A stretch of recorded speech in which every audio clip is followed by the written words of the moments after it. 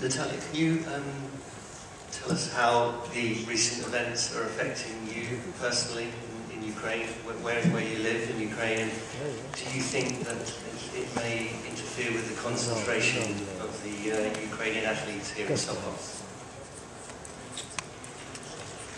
Україна переживає зараз дуже важкі часи. Well, this is true. Ukraine now is in a very hard position. Але в нас в країні жодна людина не хоче війни. But I must say that in Ukraine there is no one person who wants war. Ми хочемо миру так само, як і Європа, Америка, і особливо Польща, яка є посланцем в нашу державу зі всієї Європи. And I would like to thank everybody from the United States, from Europe, and especially from Poland.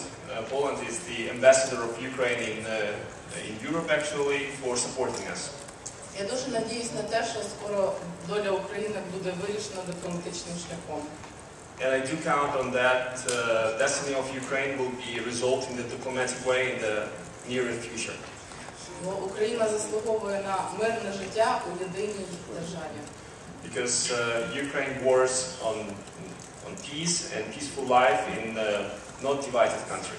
Але наші спортсмени настільки сильні, що ця ситуація веде тільки до того, щоб досягати успіху і показати, що наші дівчата найсильніші, як було це і в Сочі також. І буде, я сподіваюся. But our sportsmen are so good and so strict that I believe that will not affect their performances, and there will be the women will be so good as well as in Sochi this time in summer. Thank you, Natalia. Do we have any other questions? Yes. The lady, second row, please. Hi, I'm Lara Groense from the Dutch newspaper Telegraaf. I have a question for Consejo Dibaba. You will be competing against a Dutch athlete, an Ethiopian-born Sifan Hassan. Do you know her well, and what do you think of her as an athlete?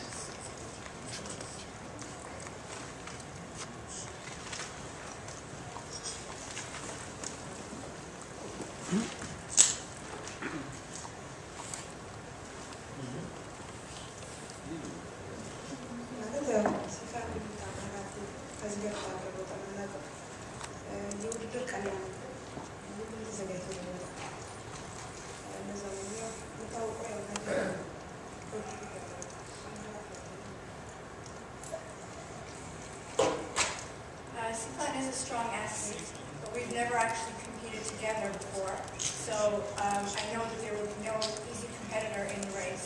I'll really know after we run tomorrow.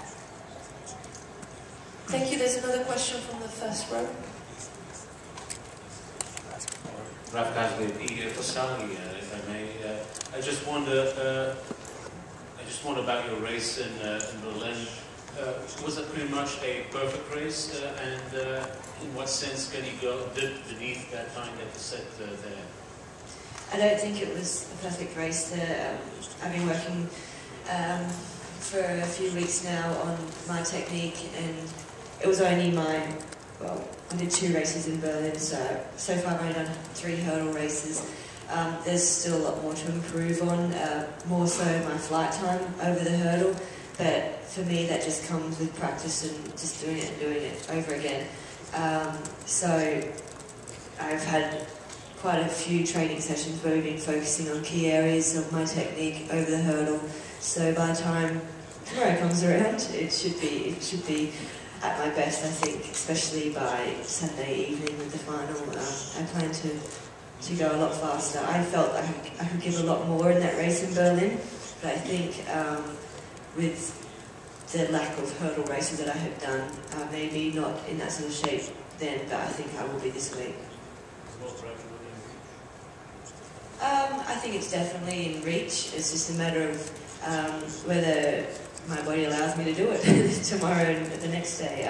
I think I definitely can do it, but because of the Australian season being like this time of the year, it's quite hard to come overseas and do a lot of indoor races and have a lot of practice at it, because just the end part of the race with the 14 metres instead of 10 metres can be a bit of, can put you off a little bit. So it's just, if I could come over here a lot more and practice it, it definitely would be in reach. But I think given what I have raced already and the times that I have run, I think it could be possible.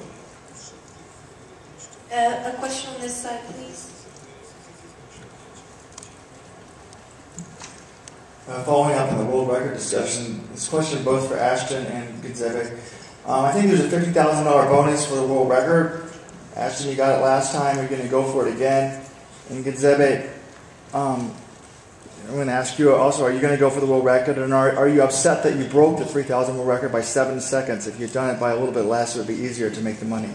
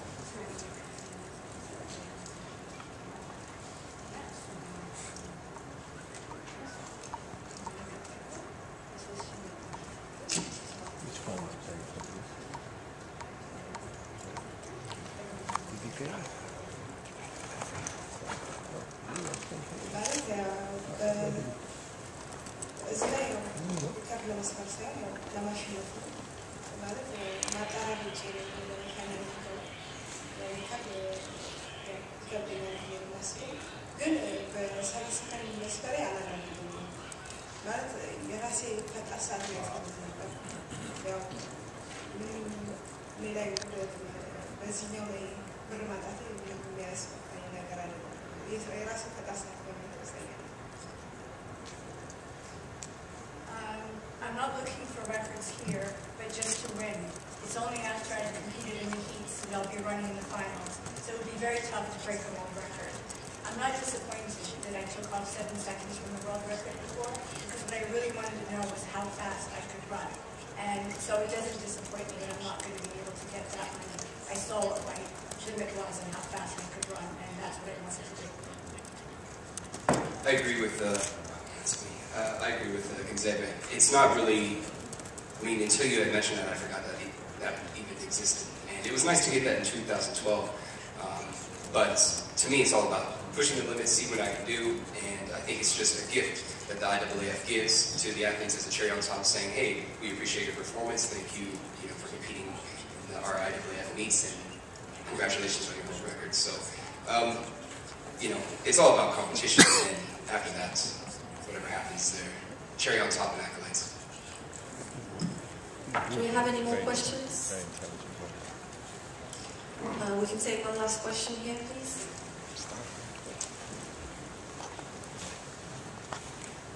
Hi, it's a question for Anna.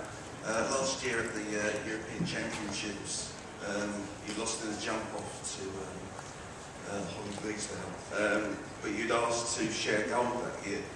On the home territory, would you be more keen to go for the jump off, or in a similar situation, would you share gold again?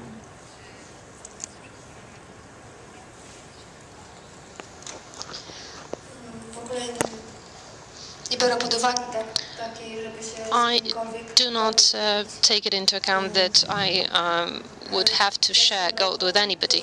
Last year I won silver with the same result that Holly got.